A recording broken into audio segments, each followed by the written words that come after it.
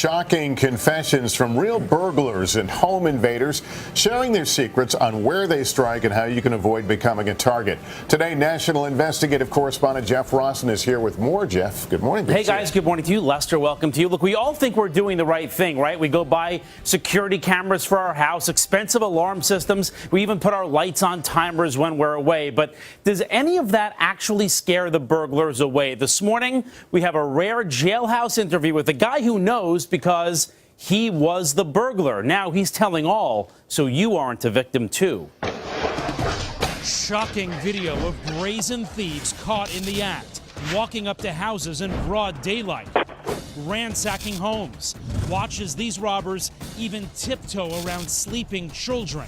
Homeowners left terrified. Another guy came out with a big crowbar swinging at me. They were all lucky to be alive at this point. So how do you protect yourself, and what's making your home a target?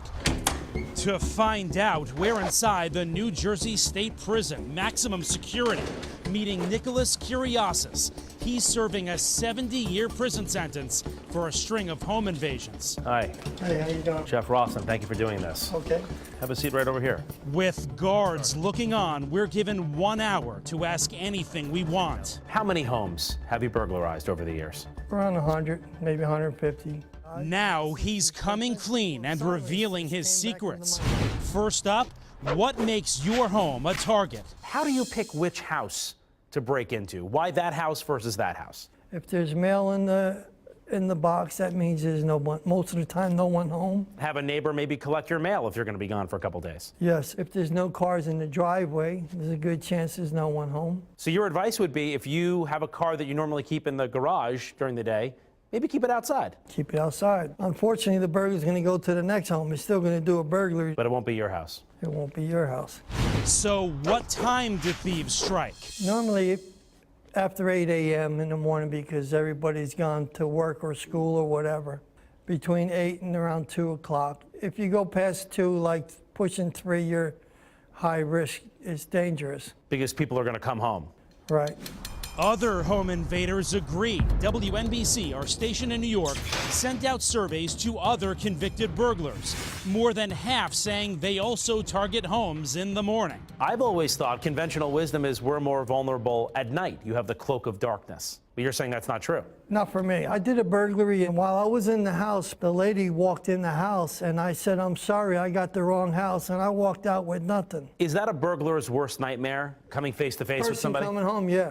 In fact, 75% of the thieves surveyed say they'd leave immediately if they discovered someone was home. So do alarm systems work? No, alarm system alerts me that the people are not home when the alarm is turned on. But if it's going off, aren't you worried about the cops coming? No, because you're just going in for like a minute or two. You're grabbing the jewelry and you're running. You're getting out of there. You're not hanging around waiting for the police. He says he doesn't worry about home security cameras either. Just put some kind of mask on so that the camera can't get your face. Or put your arm up and block your face. Wouldn't keep you away. No. People got money for security cameras. They got something in there they're protecting. Even the old lights on a timer trick, thieves are onto it. A whopping 73% saying that wouldn't stop them either. But there's one thing that will. Safer than any alarm or deterrent is have a neighbor watch your house. So neighbors for you. It's number one, because I've gone up to a house where the neighbor came out to the front porch and says, "Can I help you? Who are you looking for?" And then stood out there and watched me leave. Neighborhood watch matters. Yeah, neighborhood watch. That was one of the best things they ever started for burglary prevention, because you know that whole block is being watched. You go down to the next block, that's not being watched.